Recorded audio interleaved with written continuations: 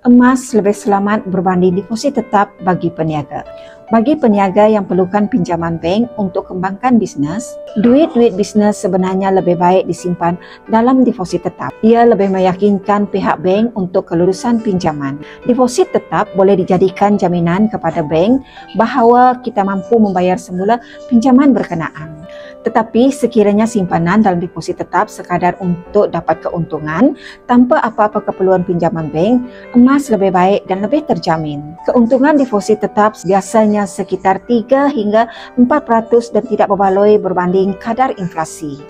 Ini belum dikira jika berlaku penyusutan nilai ringgit. Tetapi jangan lupa, ringgit pernah jatuh sebanyak 50% pada tahun 1997 dan telah pun jatuh sekitar sebanyak 30% pada tahun 2015. Ia berbeza jika kita menyimpan dalam bentuk emas. Emas, aset kalis inflasi dan kalis kejatuhan ringgit. Berdasarkan faktor ini, emas boleh dipertimbangkan sebagai salah satu bentuk modal pusingan bisnes. Simpanan emas bersama dengan Public Gold patuh syariah, mudah dan telus. Untuk bermula, anda boleh rujuk link di bio saya untuk daftar akaun Public Gold anda secara percuma. Saya akan membimbing anda dalam langkah dan juga cara-cara yang terbaik untuk simpanan emas anda.